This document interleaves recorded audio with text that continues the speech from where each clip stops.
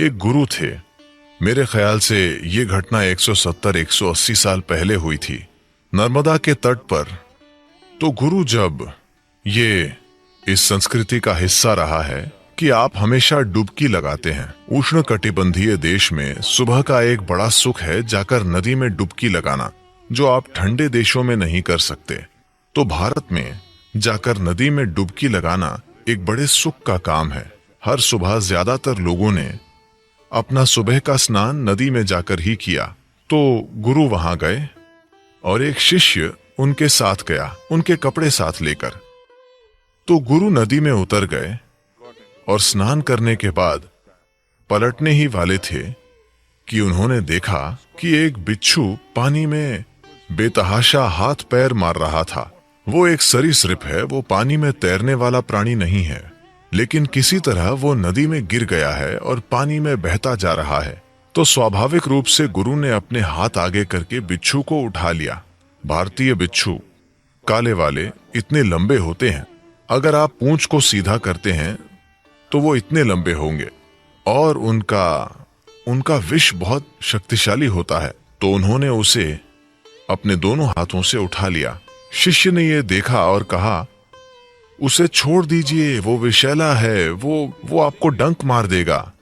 गुरु उसे अपने हाथों में रखकर बाहर लाते रहे और बिच्छू ने उन्हें एक बार डंक मार दिया, लेकिन वो उसे बाहर लाते रहे। अब शिष्य जोर जोर से चिल्लाने लगा, मैंने आपसे कहा था कि वो डंक मार देगा, वो विषैला है, आप क्या कर रहे हैं? गुरु जब तक चलकर नदी के तट पर पहुंचे, बिच्छू ने उन्हें 3 बार डंक मार दिया। बिच्छू का डंक बहुत दर्दनाक हो सकता है।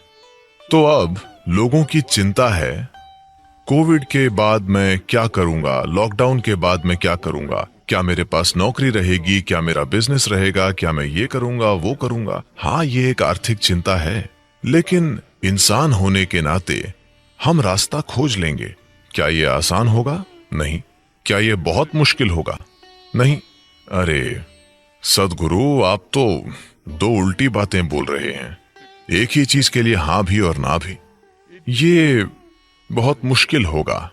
अगर आप कंक्रीट की तरह सेट हैं, आपका मन कंक्रीट में सेट है, आपकी भावनाएं कंक्रीट में सेट हैं, आपके भौतिक सुख कंक्रीट में सेट हैं, अगर आपको कुछ अलग करना पड़े तो ये बहुत ज्यादा तकलीफ देगा।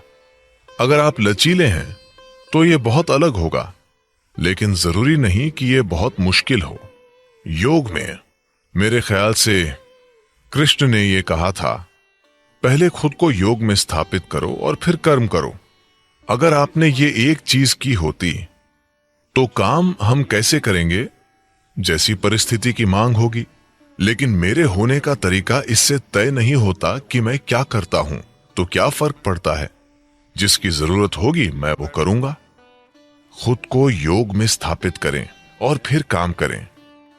तो सद्गुरु, क्या मुझे किसी योगासन में बैठकर काम करना चाहिए? जब आप योगासन में हो तो आपको बस उसी में होना चाहिए, आपको काम नहीं करना चाहिए।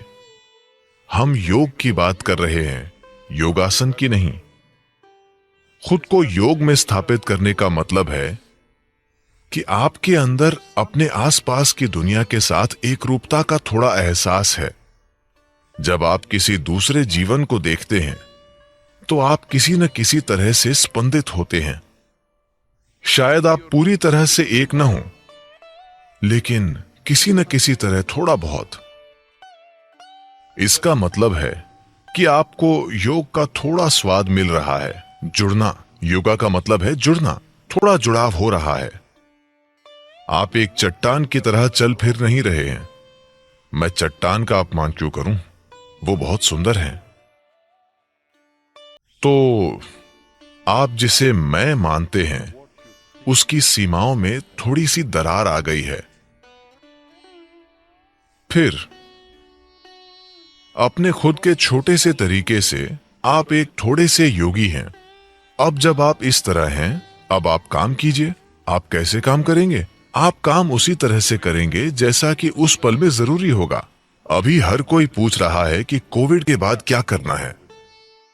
बात यह है कि हम नहीं जानते कि कोविड के बाद का समय कब आएगा।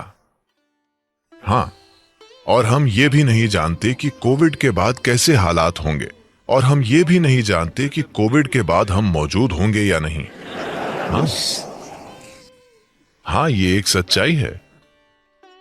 तो हम नहीं जानते कि कितने लोग जिंदा रहेंगे, यानी कितने लोग मौत से बचेंगे, कितने लोगों को गंभीर रूप से नुकसान होगा, हम नहीं जानते, क्योंकि ये अभी भी साफ नहीं है। किसी ने भी हमें साफ साफ नहीं बताया है कि अगर एक बार आपको इन्फेक्शन हो जाता है और आप इससे निकल आते हैं तो आप इसके प्रति इम्यून हो जाते हैं। इसके बारे में कोई स्पष्ट बात नहीं की गई है।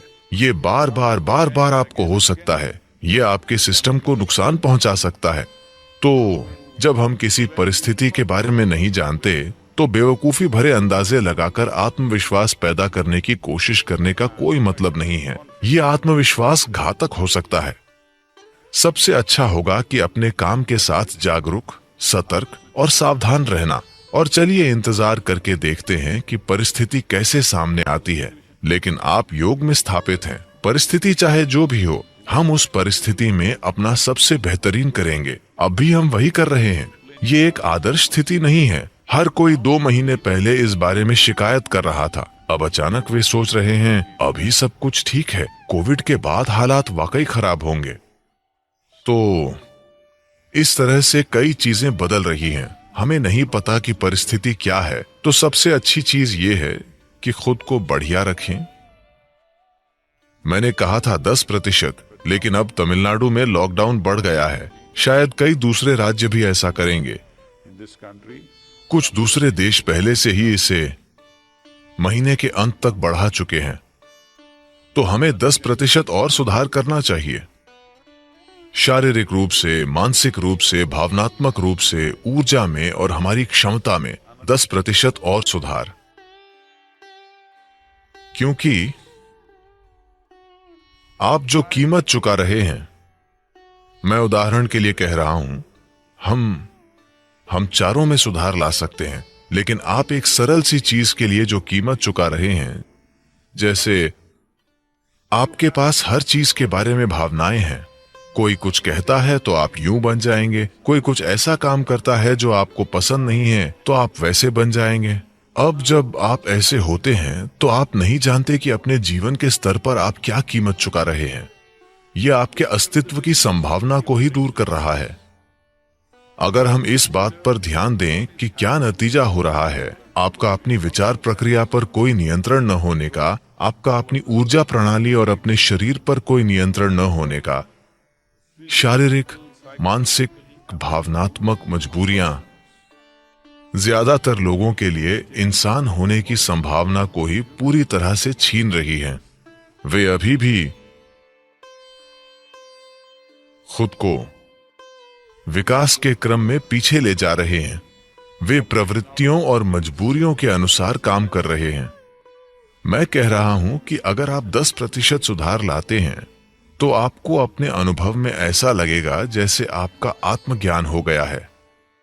शायद दूसरे लोगों को अभी ऐसा नहीं दिखेगा, लेकिन आप अचानक महसूस करेंगे, वाह। हां, आपके विचारों और भावनाओं के पैटर्न को बदलने के लिए सिर्फ ऑनलाइन कार्यक्रम ही काफी है। इनर इंजीनियरिंग ऑनलाइन, बस ऑनलाइन कार्यक्रम। अगर आप इसके सार को आत्मसात कर लेते हैं, जो कि बहुत सरल है, कोई भी मूर्ख इसे समझ सकता है। इसे उस तरह की भाषा में बताया और प्रस्तुत किया गया है। अगर आपको ऑनलाइन कार्यक्रम का 10% भी समझ आ गया तो आपके संतुलन और दूसरी चीजों में 10% सुधार हो जाएगा। ये इतना आसान है। तो ये मत सोचिए कि आप एक बहुत पेचीदा समस्या हैं। नहीं सद्गुरु, मैं एक हार्ड नट हूं। मुझे खुशी है कि आप जो कह रहे हैं उसका एक हिस्सा सच है। हार्ड वाला हिस्सा सच नहीं है, दूसरा सच है।